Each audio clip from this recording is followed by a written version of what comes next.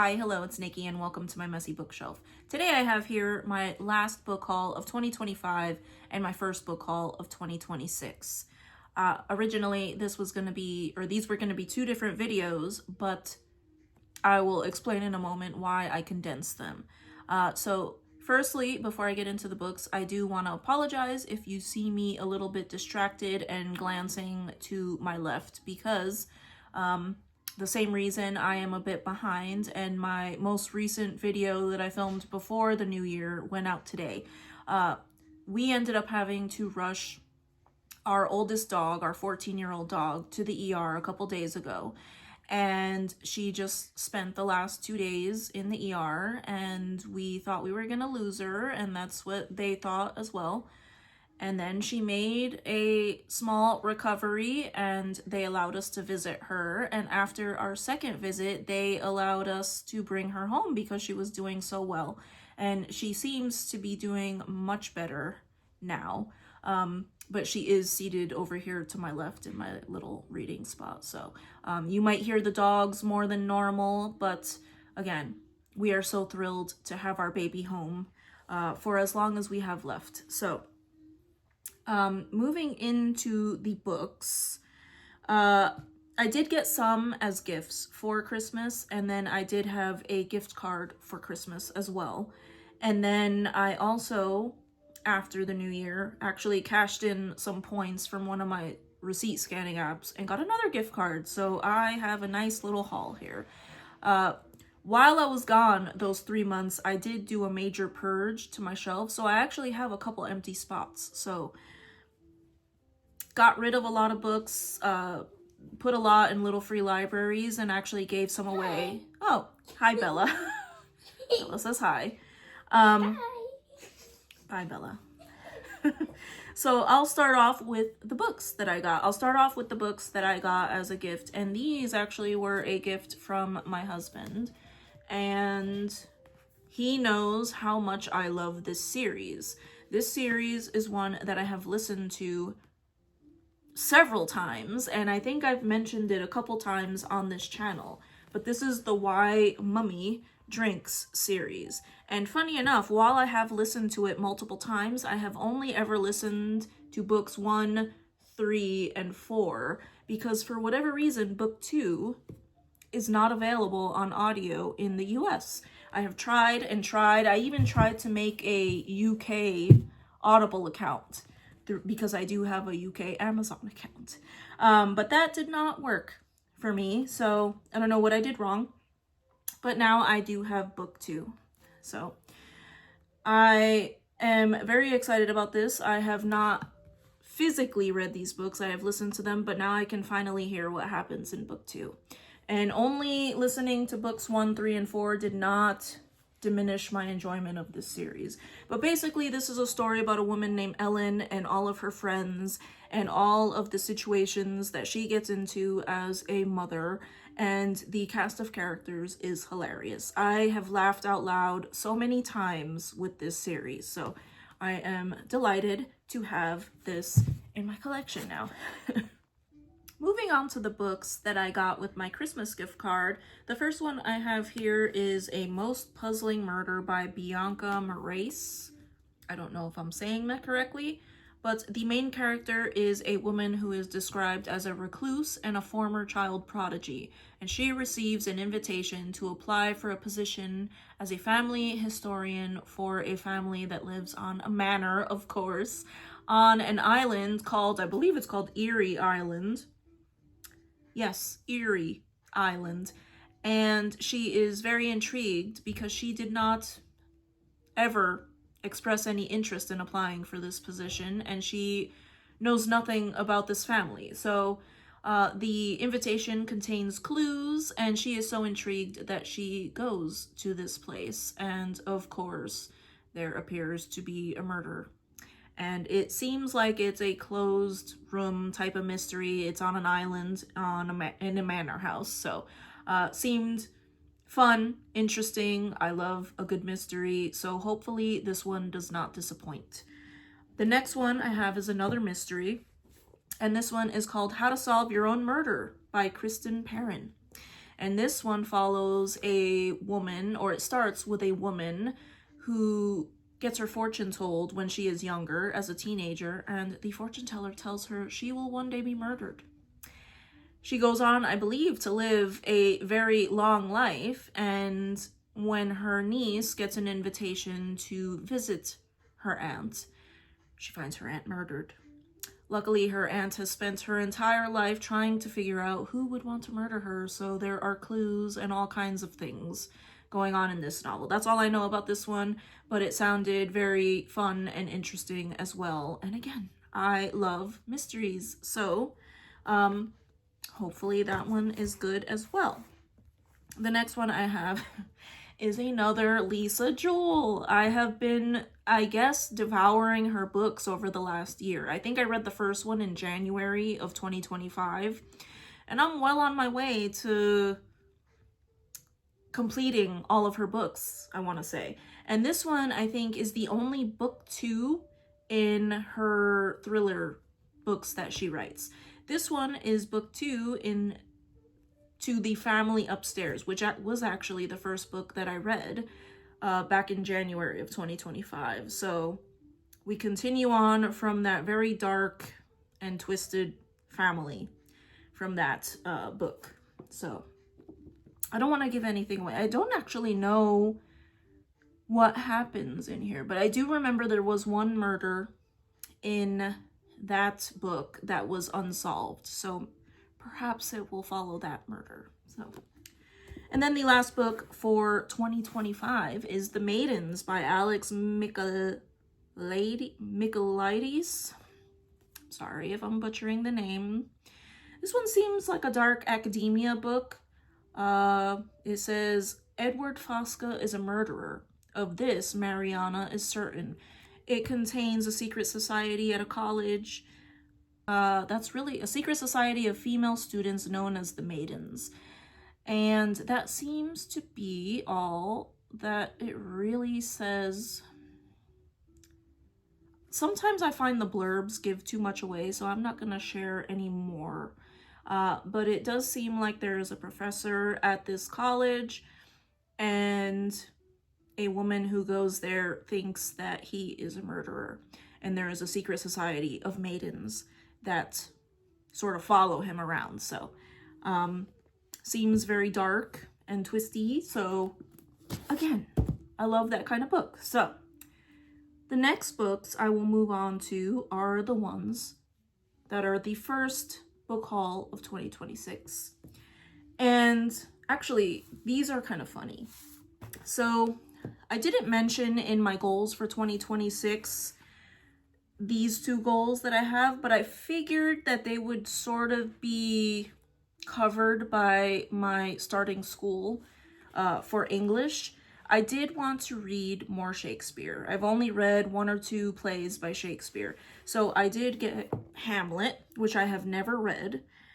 I also wanted to read more poetry, but I also figured that that would be something that would be covered in classes that I will be taking this year and next year. But this one was actually kind of a funny story. When I did go today to the bookstore, I had a stack of books in my hands, and one of the older men who works there at the bookstore, who has helped me many times find books that are hidden in random places in the bookstore, he saw me and he asked me if I wanted a basket to hold my giant stack of books, because I was like trying to balance it while also reading the blurbs on other books.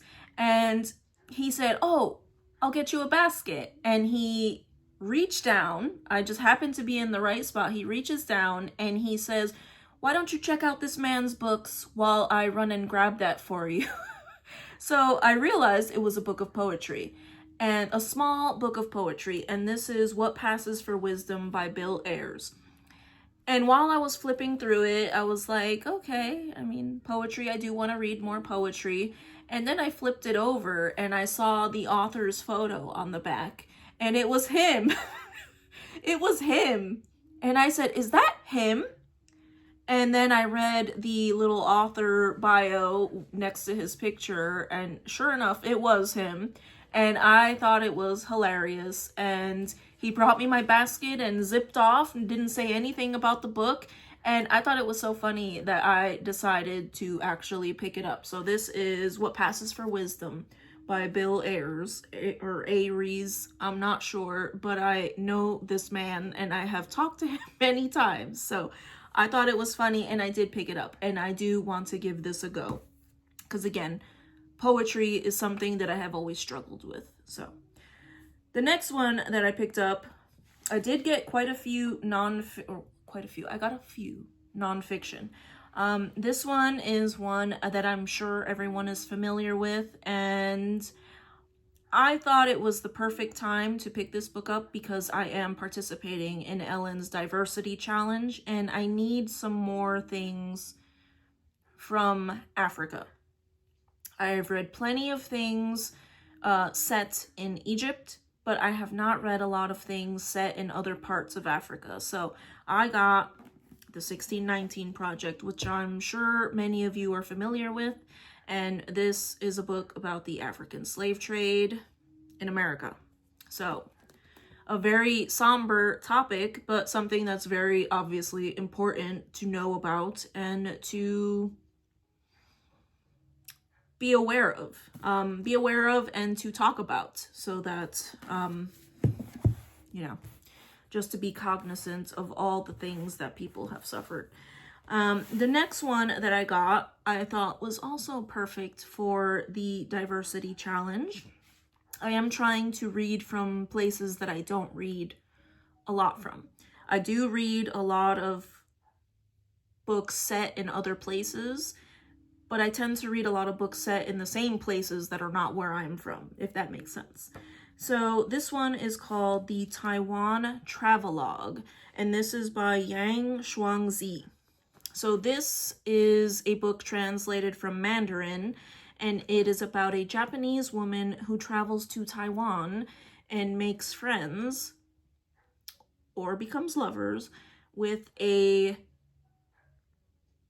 Taiwanese interpreter while she is there. And I am not sure if they are just friends or if they are lovers, but it is set in 1938, and it really just says that there's a heartbreaking separation. So it is two women, set in 1938, so I could see that being a very shocking thing during that time period. So it's a translated work. I've never read anything set in Taiwan. Diversity Challenge. The next one also, I think, is good for the Diversity Challenge, and this one is set in Poland. This one is the Empusium by Olga Tokarzuk. And I am sorry. It says this is a health resort horror story. And this one is set in a small Polish village at a health resort, where the main character, it doesn't actually say if it's a man or a woman or what gender, but they go to this health resort in the mountains, and someone or something is watching and waiting in the surrounding hills. That's all we know. So, seems like it could be very interesting. It also says this is the winner of the Nobel Prize of Literature, which I had never heard of it, so I'm very intrigued. I have read a lot of World War I and World War II literature, so Poland is sort of sometimes a setting, but I've never read anything set solely in Poland, so interested to see what that one is about. 4 more books left. The next one is The Lion Women of Tehran. And this is by Marjan Kamali. And this is about some female friends in Tehran in the 1940s, 1950s, Tehran. And it talks about betrayal and having to reestablish their friendship, but political turmoil in Iran builds, and an earth-shattering betrayal will have enormous consequences. So I have read things set in Iran before, but again, this is not a country I read from often, so I thought that this would be a wonderful read for the diversity challenge as well. And then we have some nonfiction. And we have here Korea, A New History of South and North by Victor D. Cha and Ramon Pacheco Pardo. And this is about the formation of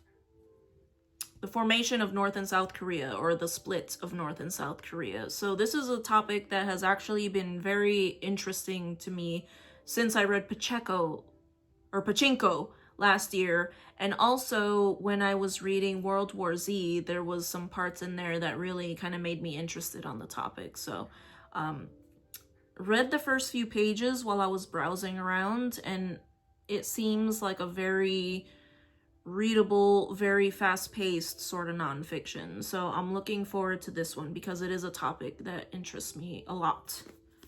So we have that one, and then maybe moving into some more controversial topics, but we have here In the Shadow of the Sword, The Birth of Islam and the Rise of the Global Arab Empire by Tom Holland.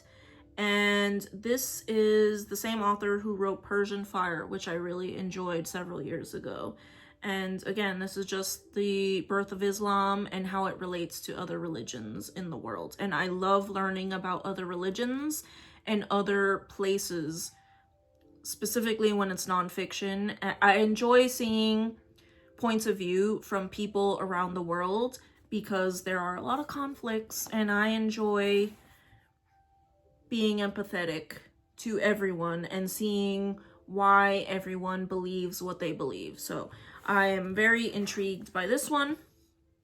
And then the next one is another one. This one is Understanding Palestine and Israel by Phyllis Bennis.